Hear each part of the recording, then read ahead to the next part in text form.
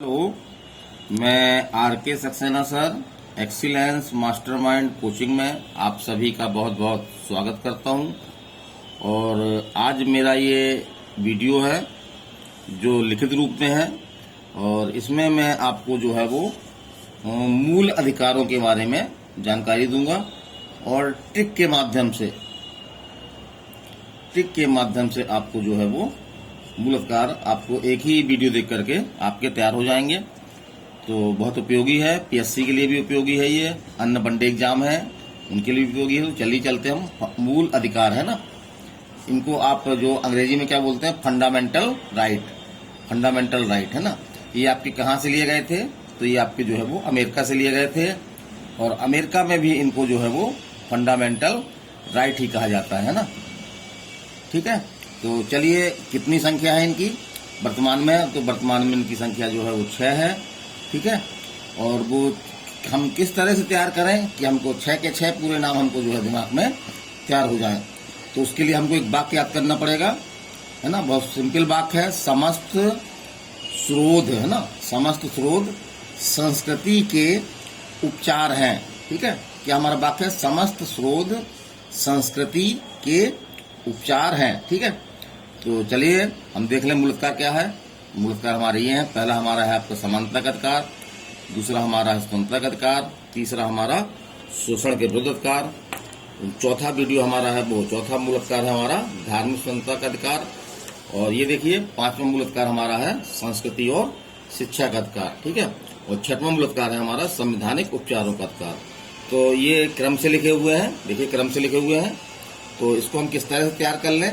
तो इस वाक्य में हम क्या कर सकते हैं कि इस वाक्य में पूरे मूल अधिकार छुपे हुए हैं, उनको हमको खोजना है ना। तो ये वाक्य याद कर लीजिए, समस्त स्रोत संस्कृति के उपचार हैं। ठीक है, तो यहाँ हम सा से लेते हैं, हमने क्या लिया यहाँ पे सा लिया। तो सा से हमारा क्या बनता है? पहला मूल अधिकार बनता है, क्या बनता है? समानता का मूल अधिकार, समानता लिख लें अपन, समानता है ना। और समानता के बारे में हम बताएं, समानता का मूल अधिकार ये आपका ये है, यहाँ पे है। फिर दूसरा आपका देखिए दूसरा मूल अधिकार क्या बनता है? स्वतंत्रता है ना। तो यहाँ पे ये वाला सा अगर हम लेंगे, इस सा से जो हमारा क्या बन जाता है? स्वतंत्रता है ना, स्वतंत्रता। ठीक है, तैयार हो गया। फिर आपका सो से क्या बनता है? तीसरा मूल अधिकार बनता है आपका, वो है आपका शोषण। क्या है? शोषण के विरुद्ध है ना, शोषण के विरुद्ध मूल अधिकार। शोषण के विरुद्ध मतलब कोई किसी का शोषण ना करे है ना, शोषण करना बुरी बात है। और धा से आपका बनता है धार्मिक स्वतंत्रता, धा से आपका बनता है धार्मिक स्वतंत्रता है ना, इसको याद रखिएगा, धार्मिक स्वतंत्रता। ठीक है, फिर आप हम साथ से लेते हैं, तो साथ से संस्कृति और शिक्षा संबंधी अधिकार, संस्कृति और शिक्षा संबंधी, संस्कृति और शिक्षा संबंधी है ना। और फिर देखते हैं फिर क्या बनता है? संस्कृति संबंधी है ना, और के उपचार। तो यहाँ से आपका क्या बनता है? लास्ट मूल अधिकार बनता है आपका, वो है आपका संवैधानिक उपचार है ना। उपचार की बात हुई ना, तो संवैधानिक उपचार, संवैधानिक उपचार। ठीक है, उपचार। चलिए हम चर्चा कर लें। तो इस तरह से हमको 6 मूल अधिकार हमको प्राप्त हो गए। वर्तमान मूल अधिकार संख्या कितनी? 6 है ना। और पहले जो है संख्या इसकी क्या थी? 7 थी। पहले संख्या जो 7 थी, तो 44वें संविधान संशोधन द्वारा, 44वें संविधान संशोधन 1978 है ना के द्वारा जो है वो संपत्ति के मूल अधिकार को हटा दिया गया है। तो अब संपत्ति के मूल अधिकार क्या हो गया आपका? पूछता है एग्जाम में, तो मात्र ये कानूनी अधिकार हो गया। ठीक है, चलिए हम चर्चा कर लें थोड़ा सा इनके। पहला मूल अधिकार क्या आपका? समानता का अधिकार है ना। ये आपका जो है वो कहाँ से कहाँ तक दिया गया है? तो ये आर्टिकल है ना, आर्टिकल 14 से 18 तक में दिया गया है। अब इसमें क्या क्या इंपॉर्टेंट चीजें हैं? तो 14 जो आपका आर्टिकल है ये आपका कानून के समक्ष समानता की बात करता है कि कानून के समक्ष जो है वो सभी क्या है? समान है। ठीक है, कानून के समक्ष। अब आप चलते हैं 15। तो 15 जो है वो ये भेदभाव रोकने की बात करता है कि भेदभाव नहीं किया जाएगा, जाति धर्म लिंग है ना, तो इनके आधार पर भेदभाव की ये क्या करता है? मनाही करता है ना। ठीक है, फिर चलते हैं। फिर अनुच्छेद 16 आप देखते हैं। अनुच्छेद 16 में जो लोक नियोजन है, सरकारी नौकरियां हैं है ना, लोक नियोजन माने सरकारी नौकरियों में जो है वो भेदभाव नहीं, जातीय आधार धर्म के आधार पर भेदभाव नहीं किया जाएगा। यद्यपि कुछ जो है वो भेदभाव किया सकता है, लेकिन वो संवैधानिक है। जैसे कि ST SC और OBC के लिए है ना, OBC के लिए कुछ विशेष प्रावधान किए गए हैं। तो उनको जो है वो मान्यता दी गई है। अब चलते हैं हम 17 अनुच्छेद 17 ये बहुत इंपॉर्टेंट है। इसमें क्या किया गया है, छुआछूत, इसमें जो है वो छुआछूत का अंत किया गया है। तो पूछता है ना, छुआछूत का अपन क्या बोलते हैं, अस्पृश्यता ही बोलते हैं, अस्पृश्यता, ठीक है, यही बोल देते हैं। और अनुच्छेद 18 ये भी इंपॉर्टेंट है, ये कहता है कि उपाधि भी क्या करती है, एक प्रकार से भेदभाव उत्पन्न करती है। तो उपाधि का अंत किया गया इसमें, है ना। तो कोई भी भारतीय जो है वो कोई उपाधि प्राप्त नहीं कर सकता, और कोई ऐसा व्यक्ति जो भारत में निवास कर रहा है वो भारतीय नागरिक नहीं है, तो वो राष्ट्रपति की अनुमति के बिना कोई उपाधि धारण नहीं कर सकता, है ना। लेकिन ऐसे कुछ बाद में ऐसे भारत रत्न दिए जाते हैं, भारत रत्न, तो इसमें सेना और शिक्षा संबंधी उपाधि जो है वो देने की मनाही नहीं की, सेना और शिक्षा संबंधी। तो इसी के अंतर्गत जो है वो बहुत सारे पुरस्कार सम्मान दिए जाते हैं, ठीक है। दूसरा पुरस्कार हम आते हैं स्वतंत्रता का, इसमें नागरिकों को जो है वो स्वतंत्रताएं दी गई हैं। अनुच्छेद 19 है ना, अनुच्छेद 19 में कई स्वतंत्रताएं हैं, जैसा कि बोलने की स्वतंत्रता है। क्या है, पहला बोलने की, हर व्यक्ति अपने विचार व्यक्त कर सकता है। इसी स्वतंत्रता में जो है वो प्रेस की स्वतंत्रता भी शामिल है। इसी स्वतंत्रता में जो क्या शामिल है, याद रखिएगा, है ना, प्रेस की स्वतंत्रता अलग से नहीं दी गई है, अमेरिका में भी ऐसा किया गया है। तो इसी बोलने की स्वतंत्रता में जो है वो प्रेस या मीडिया की स्वतंत्रता भी है ना। और हमको बहुत सारी स्वतंत्रताएं, जैसे कि हम व्यापार कर सकते हैं अपनी मर्जी से, है ना, हम जो है संगठन बना सकते हैं, ठीक है, सभाएं कर सकते हैं, शांतिपूर्वक करना होगा हमको सभाएं, और हम निवास भी कर सकते हैं, भारत के किसी भी कोने में निवास कर सकते हैं। लेकिन इस पे कुछ मर्यादाएं हैं, कुछ रोक लगाई गई, उनका हमको पालन करना होगा, है ना। तो 19 है आपका। 20 जो है आपका अभियुक्तों के लिए है, कि ऐसे व्यक्ति जो किसी अपराध के आरोप हैं, तो पहला कहा गया है कि वो अपने विरुद्ध, है ना, अपने विरुद्ध साक्ष्य देने से मनाही की गई है। किसी व्यक्ति को अपने ही विरुद्ध जो है वो गवाही देने से जो है वो बाध्य नहीं किया जाएगा, अपने विरुद्ध, है ना, विरुद्ध क्या, गवाही देने से बाध्य नहीं किया जाएगा। इसी प्रकार से किसी व्यक्ति को जो है एक ही अपराध के लिए जो है वो एक अपराध है अगर, तो उसके लिए एक ही बार उसको दंडित किया जाएगा, ना कि एक बार से अधिक, है ना, ना कि एक बार से अधिक। तो ये दिया गया है। और कार्योत्तर विधि संरक्षण दिया गया है ना, मैंने उसने जिस समय कार्य किया है उस समय जो विधि लागू थी वही विधि लागू होगी, ना कि कोई बाद में अगर कोई विधि बनाई जाती है तो वो क्या लागू नहीं होगी, ठीक है। और आपका 20 हो गया ये। 21 जो है बहुत महत्वपूर्ण कार्य है, जो आपको जो है वो दैहिक स्वतंत्रता, है ना, दैहिक स्वतंत्रता प्रदान करता है। दैहिक स्वतंत्रता, है ना, कि आपकी दैहिक स्वतंत्रता से जो है वो आपको विधि द्वारा स्थापित प्रक्रिया से अन्यथा जो है वो वंचित नहीं किया जाएगा, ठीक है। तो काफी बड़ा मूलाधिकार है, इसको जादू की छड़ी भी कहा जाता है इस मूलाधिकार को, और काफी इस मूलाधिकार का विस्तार भी हुआ है। और जैसा कि ये देखिए, है ना, 21 का लिखा हुआ है ना, 21 का लिखा हुआ है, तो ये मूलाधिकार जो है वो 86वें संविधान संशोधन द्वारा जोड़ा गया है। इसमें क्या किया गया है, जो 6 से 14 वर्ष तक की आयु के जो है बच्चे हैं, जिनको प्राथमिक शिक्षा का जो है वो क्या प्रदान किया गया है, मूलाधिकार। जिसको कभी कभी क्या कर देते हैं, शिक्षा का मूलाधिकार पूछ देते हैं, कहाँ दिया गया है ना, शिक्षा का मूलाधिकार कहाँ दिया गया है, शिक्षा का मूलाधिकार, ठीक है। तो कहाँ दिया गया आपका, अनुच्छेद 21 का में दिया गया है। तो ये आप ध्यान रखिएगा। ये आयु भी पूछ लेता है कि किन व्यक्तियों को दिया गया है या किन नागरिकों को दिया गया है। तो ऐसे बच्चे जिनकी आयु जो है 6 से 14 वर्ष तक है, उन्हीं को ये दिया गया है, तो ठीक है।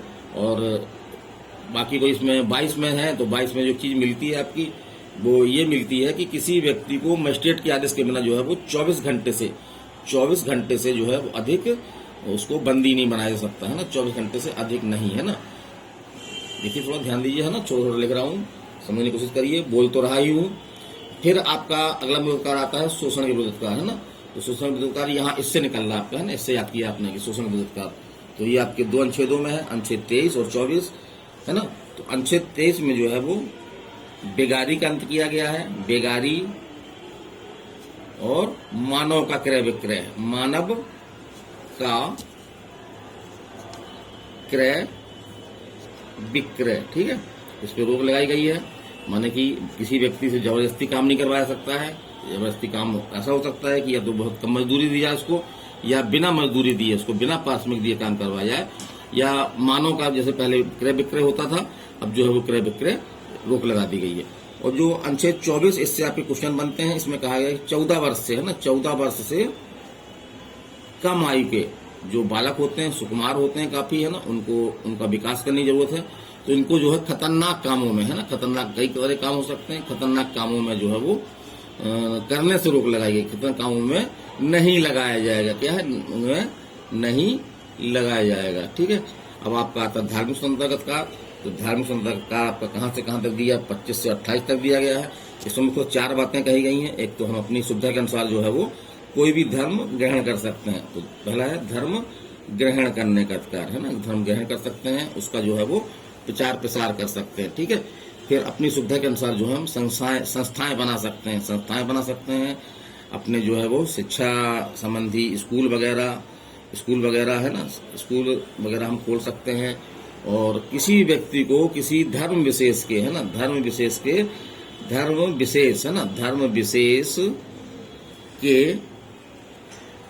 विकास के लिए जो है वो चंदा देने के लिए, है ना, चंदा या शुल्क देने के लिए जो बाध्य नहीं किया जाएगा। तो इस तरह से ध्यान रखिए। तभी कुछ इसमें क्या है, कुछ मर्यादाएं हैं, वो मर्यादाएं आप देख लीजिएगा, है ना, वो मर्यादाएं हैं, क्योंकि स्वतंत्रता हमेशा मर्यादाएं में रहती है। तो चलिए हम अगला चलते हैं। ये हमने पन्ना बदल दिया है। अगला आपका शिक्षा और संस्कृति संबंधी अधिकार है। ये भी आपके 2 अनुच्छेदों में दिया गया है, अनुच्छेद 29 और 30।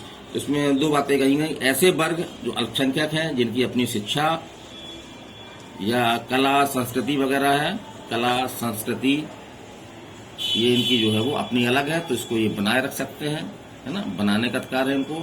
और इसके लिए जो है ये शिक्षण संस्थाएं भी स्थापित कर सकते हैं। क्या कर सकते हैं, शिक्षण संस्थाएं स्थापित कर सकते हैं, ताकि उनकी भाषा वगैरह जो उनकी कला संस्कृति है उसको आगे संरक्षित किया सके। और ये भी कहा गया है कि सरकारें जो है वो जो अनुदान देती हैं, सरकार जो है वो समय समय पर जो है शिक्षा के क्षेत्र में क्या देती हैं, अनुदान या सहायता देती हैं, क्या अनुदान या सहायता देती हैं। ठीक है। तो ये कहा गया इसमें कि कोई भी सरकार जो है वो केवल इस आधार पर भेद नहीं करेगी कि ये संस्था जो है किसी अल्पसंख्यक की है, जो संस्कृति शिक्षा संबंधी अल्पसंख्यक है, तो बिना भेदभाव के इनको जो है अनुदान प्रदान का अधिकार दिया गया है। और सबसे महत्वपूर्ण अधिकार जो है आपका मूल अधिकार अनुच्छेद 32 में है। इसके बारे में क्वेश्चन पूछा जाता है कि भीमराव अंबेडकर, है ना, अंबेडकर जी जो है हमारे, अंबेडकर जी, उन्होंने इसको जो है क्या कहा, संविधान की आत्मा कहा। तो ये क्वेश्चन आता है आपका कि संविधान की आत्मा किसे कहा जाता है, तो वो है आपका संवैधानिक उपचारों का अधिकार। तो संविधान की आत्मा कहा, ठीक है, संविधान की आत्मा कहा इनको, है ना, संविधान की आत्मा कहा। और देखते हैं इसमें उच्चतम न्यायालय क्या कहता है, एससी को क्या पावर है कि अगर मूल अधिकारों को जो है वो लागू करवा सकता, मूल अधिकारों को क्या कर सकता है, लागू करवा सकता है ना। तो ये महत्वपूर्ण अनुच्छेद है, मूल अधिकारों को लागू करवाता है ना। और एक चीज और देखते हैं कि इसमें उच्चतम न्यायालय क्या करता है, तो रिटें जारी करता है। क्या करता है, रिटें जारी करता है। रिटें आपकी कितने प्रकार की होती हैं, रिटें आपकी जो 5 प्रकार की होती हैं। और रिटों पे मैंने एक बहुत छोटा वीडियो बनाया है कि रिटें कौन कौन सी होती हैं, तो उसको आप जो है वो हमारे जो चैनल है एक्सीलेंस मास्टरमाइंड का, उसमें आप जो है उसको देख सकते हैं ना। और रिटें जारी करने की पावर जो है अनुच्छेद 226 में जो है वो आपको किसको है, हाई कोर्ट को भी है। तो ये भी दिमाग में रखिएगा, है ना। चलिए चलते हैं आगे और कुछ चीजें हम और जाने, जैसे कि कहाँ पे दिया गया है, तो मूल अधिकार जो है संविधान के भाग 3 में दिए गए हैं। ठीक है, याद रखिएगा, भाग 3, है ना, भाग 3 माने मूल अधिकार जिससे सरकार जो है भाग नहीं सकती, मूल अधिकार सरकार जो है भाग नहीं सकती, है ना। और अनुच्छेद कहाँ से कहाँ तक दिए गए हैं, अनुच्छेद 12 से इनका उल्लेख 35 तक किया गया है। और ये हमने पहले बता दिया था कहाँ से लिए गए हैं ये, तो ये आपके अमेरिका के संविधान से प्रेरणा ली गई है इनकी, है ना। और भारत का मैग्ना कार्टा किसे कहा जाता है, तो जो संविधान का हमारा भाग 3 है, भाग 3 जहाँ पे मूल अधिकार है, उन्हीं को जो है वो संविधान का भारत का मैग्ना कार्टा कहा जाता है। मैग्ना कार्टा मीन्स होता है आपका अधिकार पत्र, है ना, अधिकार पत्र। ये शब्द जो है वो ब्रिटेन से आया हुआ है, ब्रिटेन से आया हुआ है। वहाँ मैग्ना कार्टा एक दस्तावेज था जिसके माध्यम से जो है वो वहाँ के नागरिकों को सबसे पहली बार जो है वो कुछ मूलभूत अधिकार प्रदान किए गए थे। और जैसा हमने बता चुके पहले कि पहले मूल अधिकारों की संख्या कितनी थी आपकी, 7 थी, है ना, 7 थी, लेकिन अब जो है वो कितनी 6 हो गई है। और कौन सा मूल अधिकार हटा दिया गया है, तो संपत्ति का मूल अधिकार हटा दिया गया है। कभी कभी ऐसा क्वेश्चन भी बनता है कि 4 अधिकार आपको 4 लाइन लिख देगा और पूछेगा कि कौन सा मूल अधिकार नहीं है, तो उसमें एक आपका आंसर होता है संपत्ति मूल अधिकार। या इसको किस संविधान संशोधन द्वारा हटाया गया है, तो 44 संविधान संशोधन द्वारा इसको हटाया गया, हमने चलता किया गया, 4 से 4 से चलता किया गया। तो एक बार चलने से हम बोलते हैं किसी को तो वो नहीं जाता है, लेकिन हम उसको बोलते हैं, दोबारा बोलते हैं कि चलो जाओ, है ना, तो चला जाता है। तो डबल बार चलता किया, किसको, संपत्ति के मूल अधिकार को। तो इस तरह याद रखिए, हटा दिया गया। और मूल अधिकार निलंबित किया सकते हैं, तो लेकिन ये निलंबित जो है वो आपातकाल में निलंबित किया सकते हैं, या आपका जो है वो सेना संबंधी, जो सेना है, सशस्त्र सेना है, उनके संबंध में मूल अधिकारों को निलंबित किया सकता है। लेकिन अब ये डिसाइड हो गया है कि 2 मूल अधिकार किसी भी स्थिति में जो निलंबित नहीं किए जा सकते हैं, वो अनुच्छेद 20 और 21 है ना, ये आप पहले देख चुके हैं। तो चलिए हम पन्ना हटाते हैं ये और आगे चलते हैं। तो अब एक प्रश्न उठता है कि मूल अधिकार में क्या संशोधन है ना, हमने संशोधन को बताया था कि संविधान में संशोधन के लिए हमारा एक अलग से वीडियो है, वो पॉलिटी है ना, पॉलिटी नंबर 9 वीडियो हमारा आप YouTube चैनल में सर्च करके देख सकते हैं। तो उसमें हमने काफी विस्तार से संविधान संशोधन की प्रक्रिया बताई है, और जो भी हमारे संविधान में महत्वपूर्ण संशोधन किए गए हैं जो एग्जाम में आते हैं उनके बारे में बताया गया है।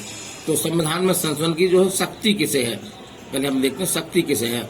तो शक्ति जो है वो किसको है, संसद को है। शक्ति किसको है, संसद को है ना। तो संसद में कौन कौन आते हैं आपके, लोकसभा आता है आपका, लोकसभा हो गई। दूसरा आपका जो है वो राज्यसभा आती है, और प्लस क्या करता है, राष्ट्रपति का रोल होता है उसमें। राष्ट्रपति जो है वो उस पर अंतिम रूप से हस्ताक्षर करता है। तो संविधान में संशोधन कौन कर सकता है, तो आप याद रखिए संसद कर सकती है। क्या कोई असीमित है ये कि कोई इसकी सीमा है, तो संशोधन की एक सीमा दी है ये, वो आपका एक महत्वपूर्ण मामला है आपका केशवानंद भारती के मामला, केशवानंद है ना, केशवानंद भारती के मामला। तो उसमें न्यायालय ने कहा कि संसद को संविधान में संशोधन करने की शक्ति है, ठीक है, ये कहा इसमें इसने सुप्रीम कोर्ट ने, एससी ने। लेकिन ये शक्ति जो है वो सीमित है, वो है कि संसद जो है वो मूलभूत ढांचे, संविधान के जो है मूलभूत ढांचा को जो है वो मूलभूत ढांचा को नष्ट नहीं कर सकती है, को नष्ट नहीं कर सकती है ना। तो याद रखिएगा, नष्ट नहीं कर सकती है, कर सकती है। अब मूलभूत ढांचा क्या है, ये तथ्य का प्रश्न है। जैसे बहुत सारे हो सकते हैं, जैसे आपकी धर्मनिरपेक्षता है ना, कि सभी धर्मों से समान व्यवहार होगा, ये आपका मूल ढांचा है। जैसे समाजवादी राज्य है ना, समाजवादी राज्य है आपका, समाजवादी राज्य हो गया आपका। न्यायपालिका की स्वतंत्रता हो गई आपकी, है ना। ये तमाम मूल अधिकार हैं, इसको आप संविधान के मूलभूत ढांचे घोषित किए गए हैं, तो इनको नहीं नष्ट किया सकता है। इस प्रकार से ये मेरा वीडियो आपको कैसा लगा, है ना। अगर आपको अच्छा लगा हो तो आप इसको क्या करिए, लाइक करिए और सब्सक्राइब करिए, है ना। सब्सक्राइब करने के लिए क्या होना आपको, कि आप YouTube खोल करके या तो आप एक्सीलेंस मास्टरमाइंड बोल लीजिए, या हमारा मोबाइल नंबर है आपका 930 है ना, 930 281 22 और 39।